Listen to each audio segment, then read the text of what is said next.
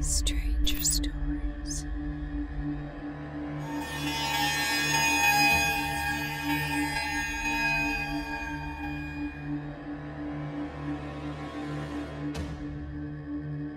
So this is a story of a bunch of dumb teenagers being tormented in the deep woods. I was an 18-year-old high school senior. I had moved that year and switched to a school about 30 minutes away from where I used to go. I stayed in touch with a few people from my old school and got invited to go camping with a few of them over Memorial Weekend. I invited 2 girls and 1 guy from my new school to come hang out for a night and met them in the closest town from the campsite about 40 minutes away. The guy, Jeremy, hopped in my car and the girls followed me to the campsite without incident.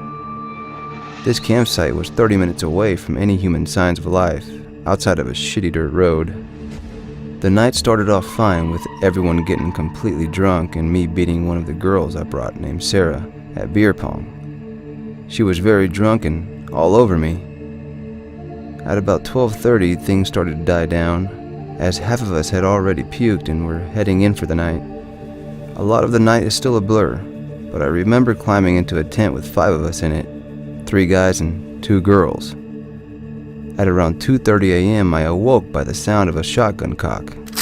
I was still very drunk and had a hard time processing anything, but in my drunken state, I figured it was one of the people I was camping with being a dick. One of the guys, Brent, had stayed sober the entire night and had brought his shotgun up with him. I figured it was him being a prick to everyone who was drunk. I checked my phone and go back to sleep. It was around 3 a.m. when I woke again by the sound of someone bawling their eyes out. I was still having a very hard time processing anything. After about 5 minutes, I realized it was Brent. Jeremy and I walk out and see Brent is bleeding profusely from his nose and mouth. I run over to him, stumbling the entire time. Out of nowhere, I am hit in the head with a rock and knocked unconscious. Everything from this point forward is from Jeremy's point of view. To this day, Jeremy is my best friend and has told me his version of the story many times. He says I passed by a tree when a large man lunged out and smashed my face with a rock. After hitting me, the man lunges at Jeremy and tackles him straight to the ground. Jeremy described the man as at least 6'4" and 280 pounds. Jeremy was being choked to death by this wooden monster of a man when he hears another gunshot from a pistol. Sarah had managed to find a pistol Brent had also brought with him and fired a shot, missing the man completely. This startled him, and he sprinted off into the woods. We booked it out of there. Jeremy drove me and Brent to the hospital. I had 3 broken teeth and a severe concussion. Brent had part of his tongue cut with a knife and a broken nose as well. Brent has never talked to me or any of my friends from that trip about what exactly happened when he was outside alone with the man, and refused to give the police much of a description. The man was never caught, and I have never been in the deep forest ever again.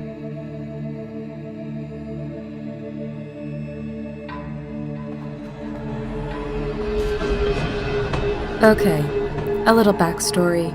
This was around 1992-1993. I was 18, just graduated from high school, and recently got married to my ex-husband. Yeah, I know, dumb as hell, but that's a whole other story. Anyways, I was working at a convenience store, one that specializes in ice cream as its main focus. I worked my way up from ice cream clerk to assistant manager. I had started my shift at 3 p.m. and had to close the store at midnight, but typically didn't finish till 1:30 a.m. I had papers to fill, clean stock, etc. The clerk that was supposed to close with me had an emergency, so I was stuck doing the whole shift by myself. At about 8 p.m., the customers started slowing down, so I was able to do some of my work. A few minutes pass, and this man stumbles in, going straight to the beer cave. I could smell the alcohol on him as he walked by me. He was about 6'3" and dressed in a tuxedo. I made some small talk with him, as it was just he and I in the store. He told me he was at a wedding reception down the road and they ran out of beer. I made my way to the register and waited. I knew I had to refuse the sale because he was already inebriated.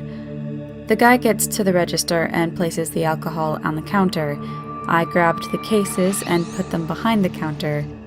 I said to the man, "I'm sorry, sir, but I can't sell you this as you seem to be very intoxicated." Within seconds, he started screaming, yelling, and threatening me that he was going to hurt and torture me. Towards the end of the rant, one of my regulars walked in, and the crazy drunk man abruptly left my store. As he was walking out, he said very loudly, "I'll see you when you close the store, bitch." I called the police right away, and the customer that walked in stayed with me until the sheriff's office arrived. They took a report and looked at the video footage, noting the car model and what the guy looked like. Towards the end of the night, I started closing down the place when I noticed a car pull into the lot, staying at the far end, running, but lights off. I keep on mopping, not paying attention to the car. I go to take the trash out, lock the door behind me, and realize the car is still there. I could now see it was the tuxedo man from earlier. I was completely terrified. I threw the garbage into the dumpster and ran back to the store, locking the door behind me. I went to the back, called the sheriff's office, and told them that the guy was outside with his car running. The police arrived back within minutes. I stood in the store watching them approach his car, get him out of the car, and slap the cuffs on him. He told the police that he was mad at me and was gonna take care of me. They searched his car and found duct tape, zip ties, a loaded gun, and a shovel. The police told me later that he was beyond drunk. This story didn't leave my mind for weeks following the incident. My manager made sure there were at least 2 people on at all times, and to this day, I have no idea what happened to the guy after the arrest.